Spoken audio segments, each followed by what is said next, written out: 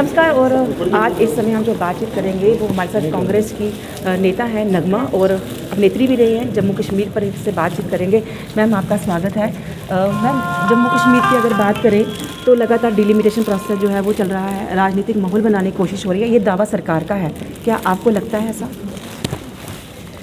मैं जम्मू कश्मीर में महिला की इंचार्ज हूँ, पिछले 4 साल से इंचार्ज हूँ, और मैंने पीडीपी बीजेपी की गवर्नमेंट को देखा है, गिरते भी देखा है। और अब ये लोग डिलिमिटेशन का प्रोसेस कर रहे हैं। बहुत सारी और भी चीज़ें की थी, डिमोनेटाइजेशन किया था, इसके बाद भी जीएसटी और पता नहीं क्या क्या किया था। लेकिन उससे हम सब देख रहे हैं, लोग भी देख रहे हैं कि किस तरह से जम्मू कश्मीर का माहौल बिगड़ा हुआ है। हर दूसरे दिन आए दिन किसी के ऊपर फायरिंग होती है, लोग गुज़रते हैं। तो मुझे तो नहीं लगता कि कुछ बेहतरी हो रही है। तो आप बताइए, स्टेटस भी जम्मू कश्मीर का स्टेटहुड का लिया गया है और उनको डिमोट करके यूनियन टेरिटरी बनाया गया है। तो मुझे नहीं लगता कि कोई प्रोग्रेस या प्रगति बीजेपी के राज में जम्मू कश्मीर के लोगों को ऐसी कोई बात है जो उनको मिली हो या उनका भविष्य सुधरा हो। अनएम्प्लॉयमेंट 21.6% हो गई है, जो कि बहुत ज़्यादा बढ़ गई है। तो महिलाओं को बहुत ज़्यादा दिक्कत तकलीफ़ हो रही है। बस यही सारी चीज़ें तो हैं। डिलिमिटेशन प्रोसेस जिस तरह से चल रहा है और कई सीटों को तब्दील भी किया गया है, चाहे वो पुंछ राजौरी की बात करें, अनंतनाग के साथ वैली की भी कुछ सीटें हैं, उस पर भी बहुत सारे लोग नाराज़गी जो है वो जता रहे हैं। लेकिन सरकार का ये कहना है कि इससे लोगों को फ़ायदा होगा। आप यहाँ पर आई हैं, आपको क्या लगता है ये जो सीटें जो तब्दील की गई हैं यहाँ? मुझे बताइए, आपको अच्छे दिन दिखाई दे रहे हैं? युवाओं को पकोड़े तलने के लिए कहा गया है। हम सुचेतगढ़ गए थे, सुचेतगढ़ के लोग बोल रहे थे कि सुचेतगढ़ की असेंबली सेगमेंट ले ली गई है। अब उनके पास उनकी खुद की जो एक रिस्पेक्ट थी वो छीन ली गई है उनसे। तो ऐसा क्या हुआ है जिससे लोगों को लगता है कि उनको कोई भी किस्म का फ़ायदा हुआ है? तो मुझे नहीं लगता। ये बीजेपी हमेशा अपनी ही पीठ थपथपाने में लगी रहती है, लेकिन लोगों के लिए, आम जनता के लिए जो आम ज़रूरतें होती हैं वो पूरी नहीं हो पा रही हैं। लोग महंगाई से त्रस्त हैं। लोग नॉर्मल जो उनकी रोज़ की कमर्शियल जितनी भी चीज़ें उनको कमोडिटीज़ चाहिए होती है, एसेंशियल कमोडिटीज़, वो महंगी हैं।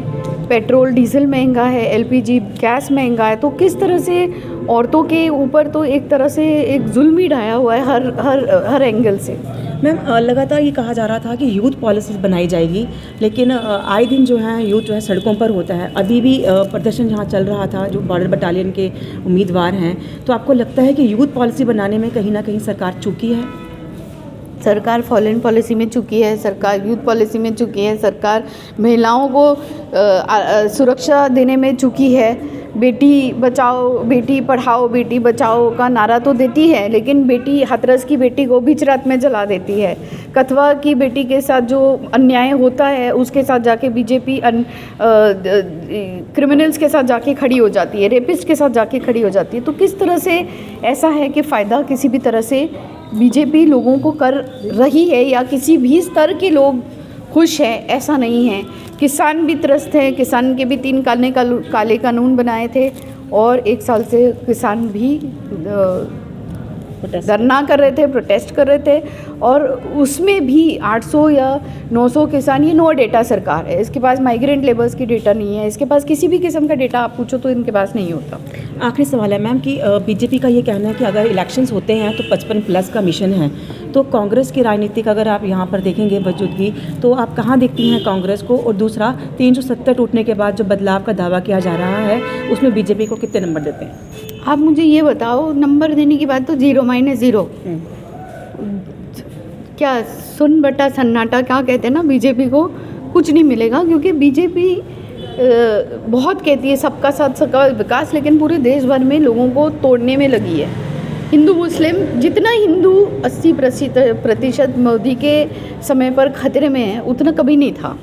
तो आप ये कितनी सीटें आएंगी अगर जम्मू कश्मीर में चुनाव? नहीं, हम कोई भविष्यवाणी नहीं करते, लेकिन हम सच्चाई की पॉलिटिक्स करते हैं। हमारे नेता देश की आज़ादी के लिए उन्होंने अपनी कुर्बानियाँ दी हैं, और हमारे नेता देश की आज़ादी में अंग्रेज़ों को भी खदेड़ने में उनका बहुत बड़ा हाथ रहा है। और इस देश में अगर सब लोगों को एकजुटता से रहना है और सबको साथ में रहना है, अमन शांति से रहना है, तो मैं समझती हूँ कांग्रेस से कोई बेहतर पार्टी, क्योंकि जनता इलेक्शन में क्यों लोगों को जितवाती है, ताकि उनकी आम जिंदगी में बेहतरी हो। गरीबी रेखा के नीचे के लोगों को इन्होंने बहुत ज़्यादा और धकेल दिया है नीचे, तो जब इनसे कोई बेहतरी नहीं हो पाती तब राष्ट्रवाद के सर्टिफिकेट देते घूमते हैं, वो तो लोगों को नहीं चाहिए। देश आज़ाद है, सभी इक्वल नागरिक हैं, किसी को किसी चीज़ की कमी नहीं है, लेकिन कमी है तो असेंशियल कमोडिटीज़ में जो महंगाई है या बेरोज़गारी है या इन सब चीज़ों में बेहतरी है, तो इसमें उनका जवाब क्या होगा। Thank you ma'am. तो ये थी नगमा, जिन्होंने कहा कि अगर जम्मू कश्मीर में विकास चाहिए तो लोगों को कांग्रेस को ही चुनना होगा, और साथ ही साथ इन्होंने बीजेपी पर भी निशाना साधा है और कहा है कि बीजेपी ने जो भी वादे किए थे उसमें से कोई भी वादा पूरा नहीं किया। कैमरामैन नवीन सुदेन के साथ चर्चा जम्मू।